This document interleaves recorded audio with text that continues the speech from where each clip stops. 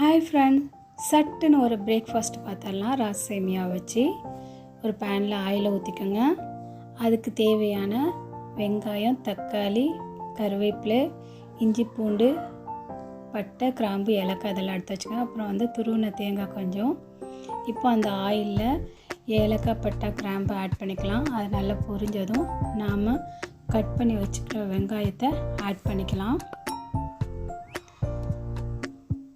Onion நல்லா வதங்கினதும் இப்போது நம்ம தட்டி வச்சுருக்கிற இஞ்சி பூண்டை அதில் ஆட் பண்ணிக்கலாம். அதோட கருவேப்பிலையும் சேர்த்துக்கலாம். அந்த இஞ்சி பூண்டு வாசம் போகிற வரைக்கும் கொஞ்சம் வதங்கி எடுத்துட்டு இப்போ நாம் கட் பண்ணி வச்சுருக்கிற தக்காளி ஆட் பண்ணிக்கலாம். தக்காளி நல்லா மசிஞ்சு வரட்டும். இப்போ நம்ம ஒரு 1/4 டீஸ்பூன் மஞ்சத்தூள், அப்புறம் கறி மசாலா 1 ஸ்பூன் போட்டு நல்லா மிக்ஸ் பண்ணிக்கலாம். அப்புறம் தேவையான அளவு உப்பும் சேர்த்துக்கலாம். அதையும் மிக்ஸ் பண்ணிவிட்டு ஒரு பாக்கெட் சேமியாவுக்கு 1/2 கப் தண்ணி ஊற்றலாம். ஓகேங்களா? உதிர்ந்தாப்பில் வேணுன்னா 1/2 கப் ஊற்றலாம். கொஞ்சம் குழஞ்சாப்பில் வேணுன்னா 2 கப் ஊற்றுங்க. ஓகேங்களா? நான் 1/2 கப் ஊற்றிருக்கேன்.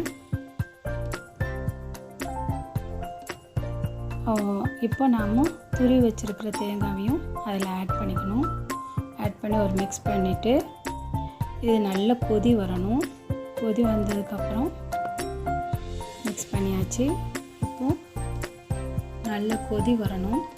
கொதி வந்ததும் இப்போ அந்த சேமியாவை இதில் ஆட் பண்ணிக்கலாம். ஆட் பண்ணி நல்லா மிக்ஸ் பண்ணி விட்டுக்கணுங்க.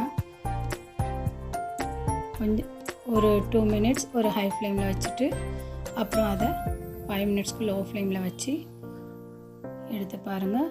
சுவையான ராஸ் சேமியா பிரேக்ஃபாஸ்ட் ரெடி ஆயிடுச்சு. அதுக்கு மேலே கொத்தமல்லியை தூவிட்டு சாப்பிட்ற வேண்டியதான். இந்த மெத்தட் ட்ரை பண்ணுங்கள். ரொம்ப நல்லாயிருக்கும், ஈஸியாகவும் இருக்கும். காலையில் ஸ்கூலுக்கு பிள்ளைங்களை அனுப்புறதுக்கு இது ரொம்பவே ஈஸியான ஒரு பிரேக்ஃபாஸ்ட்டு.